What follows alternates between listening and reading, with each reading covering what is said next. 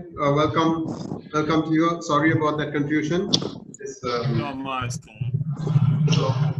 First of all, welcome to everybody. And just in case you have joined after I said this the last time, please introduce yourselves in the chat window. That way, people know who's talking and how to respond to you.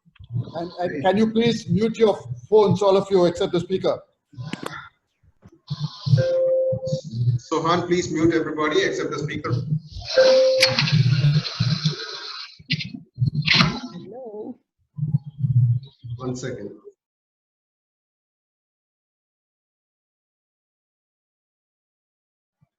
Okay, great. I wish to welcome everybody. This is it's a great opportunity. It's so wonderful to see all the foreign clubs, our sister clubs, our associate clubs, members from everywhere. It's a great opportunity to meet up with them. This COVID and coronavirus has turned out to be a wonderful opportunity for us to keep in touch with each other. We otherwise would not have been able to talk to you. So in a way, I guess that's a silver lining. So without any further ado, I'd like to introduce our guest speaker today. Everybody knows Ian Riseley, the president. He was the 5th Australian who has become the president of RI. He's a chartered accountant and began life working in the audit and management consulting divisions of large accounting firms and corporations. In 1976, he established and grew his own company, which specializes in income tax and management advice to individuals and businesses. Ian Riseley loved the concept of Rotary and the service it provides, together with the fellowship it generated, but was troubled by the fact that he had joined an organization which did not permit women to enroll. This made him decide to resign. And he asked the question, how can you belong to an organization which does not take into account half the population of the world?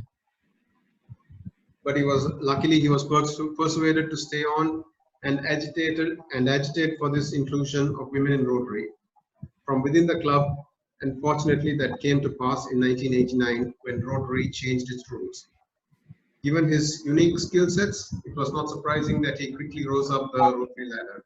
He went on to become a director of the board of RI, treasurer of RI, and a trustee of the Rotary Foundation.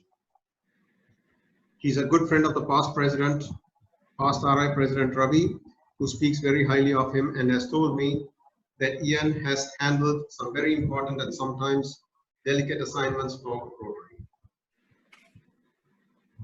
Apart from the recognition and awards he has garnered from Rotary, President Riseley's rise has been recognized by the Australian government also. The honors include the AID Peace Builder Award for his work in East Timor and the Medal of the Order of Australia for services to the Australian community. Ian Riseley belongs to the Rotary Club of Sandringham in the suburbs of Melbourne, located near Port Phillip. Without much ado, I'd like Ian Riseley to take over the speech. Thanks. Well, thank you very much, Sarav, and I start somewhat unusually with an apology. I am blaming my friend Ravi, of course. I blame him for almost everything. And in this case, I thought that we were on at 4 o'clock. So Leo, in the top right-hand corner, I appreciate your call. I was in the vegetable patch, I confessed, and Juliet said, your phone keeps ringing. And finally I got hold of one and Leo was telling me to get on the line. So again, may I start by apologizing. And I do thank Ravi for facilitating this invitation, which is very kind. I like the fact that Zoom meetings are taking place so much. They're a creative solution to how we keep Rotary going and Rotary involved at a time when, let's face it, life is a little bit difficult in all sorts of ways. Now, I know that Rotary in Sri Lanka is strong. You have great projects and strong leadership, and I'm not just talking about Ravi, of course, but everyone knows Gary and Tissa, I see, who was a finance guru when I was involved as well, lots of others. And so I know that Sri Lanka and Rotary are strong. I did have the pleasure of attending what was the opening of the Human Heart Valve and Tissue Bank when I was in Colombo as president, and that was an outstanding example of Rotary in your country working collectively. And I noticed on Facebook that President Mark was there relatively recently. And the latest example is that district task force against COVID-19 virus chaired by Ravi, which is taking quick, targeted and decisive action in the face of a threat which, let's face it, is every country on earth. It's really impressive, and I'm really pleased that Australian Rotarians, and many of them and many clubs and districts right around the country, have been able to assist. I think the figure that Ravi quoted to me was $32,500, which I think is fabulous, and it's a good example of Rotary in one part of the world helping Rotary in another, and that's what our organisation does so well. And I'm also impressed at the fact that the equipment that is being provided will be useful well after COVID-19 has left us. So that's really good. I have to tell you, you probably know this, that Ravi is very good at raising funds for projects. So Ravi said in the introduction that I've handled some delicate projects within Rotary. I hope Ravi doesn't refer to chairing his convention in Seoul as being one of those delicate programs.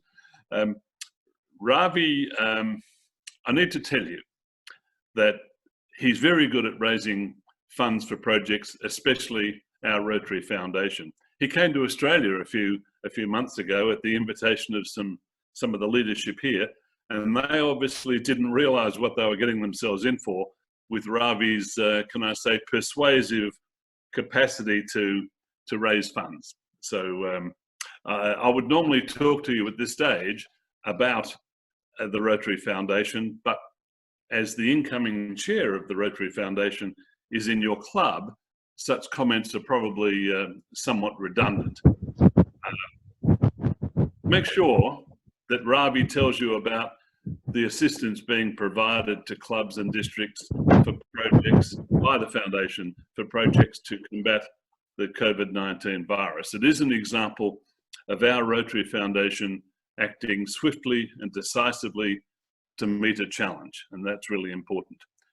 While we're talking about Ravi, make sure he also tells you how important it is that Rotarians maintain our support for polio eradication. Having come all this way in the fight against polio, we certainly don't want to abandon the battle against that terrible disease now. So instead of the Rotary Foundation, and as I say, you have a captive expert in your club, I'd rather talk about the current opportunities for Rotarians and the relevance, the continued relevance of our four-way test. The virus impact has some people wondering whether Rotary will ever be the same again, and that's a bit of a risk. It seems to me that there are two impacts that this virus can have on Rotary, a short-term one and a longer-term one. And we do live in interesting times. Some people have likened this COVID-19 outbreak to a war. I see that a little bit differently. In the war, you can usually see the enemy and you can keep the family out of harm's way. With this virus, we're all at risk. And it's not from falling bombs, but from being too close to anyone who may be an unintentional carrier. So it's no wonder that people are scared. But what's the impact on Rotary? In most of the world, meetings in person aren't possible anymore. How important is it, do you think, to Rotarians that they meet in person? Clubs can't have face-to-face meetings, so for many, the social highlight of their week is taken away. For a while, at least. But I see this as being an opportunity for us to show that, contrary to the opinion you may recall in that famous quote from George Bernard Shaw, Rotary is more than going to lunch. We connect the world and we make a difference. So first we need to be creative in finding ways to stay in touch, and this Zoom gathering is a great idea. I congratulate the leadership of your club for instituting it. We're all creatures of habit to some extent. And if my concern is that if members become accustomed to not making their regular visit to their Rotary Club meeting, I fear that some may discover that life goes on without Rotary and they just drift away. So we need to keep engaged with our other Rotarians within our club and further afield. But secondly, we must keep making a difference, because Rotarians want to make the world a better place. That's really why we exist. I've been so impressed with what some Rotary clubs have come up with as outstanding, as excellent projects in these difficult times. So we don't need a physical meeting to make the world a better place. Now, regarding the four-way test, I've heard some people in the last few years say that our four-way test is old-fashioned. Someone described it to me as being so 20th century. Well, I happen to think that it's more relevant than ever. Let me give you an example. I consider that the stampede to buy toilet paper we've seen down here in Australia, possibly in Sri Lanka as well, is very hard to understand and appreciate. In Australia, adversity has shown both the best and the worst of people within a few weeks' time. When so many of people in my country, basically they were destroyed or threatened by bushfires, the population has rallied together and supported each other, as well as our outstanding and wonderful wildlife, in a way that was frankly very uplifting. And as is usual, Rotary clubs and districts were involved and heavily involved.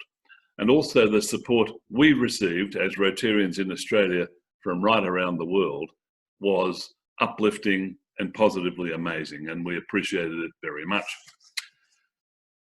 Contrast that with a few weeks ago, we had people in supermarkets here in Australia literally fighting, exchanging blows over a dwindling supply of toilet paper, where some people were seeking to hoard it. And this was so enormously disappointing.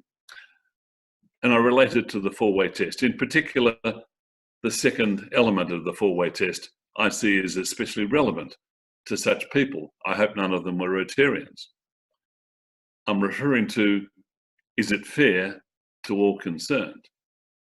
Does one person really need 4 packs of 24 rolls of toilet paper at one time? Especially, as I understand it, that COVID-19 doesn't impact that end of your body. And is it fair to all concerned to physically attack the person buying that mountain of paper? Certainly, it wouldn't build goodwill and better friendships.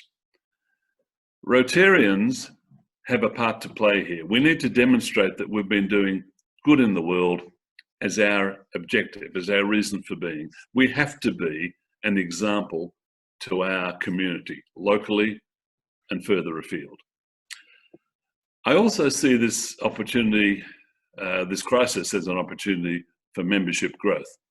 People out there in the non-Rotary world are desperate to help their community, to make a difference, to be a gift to the world. If we can show that Rotary is an effective and enjoyable way of achieving that objective, we may have people, we may have good people seeking to join us in our clubs as an organisation.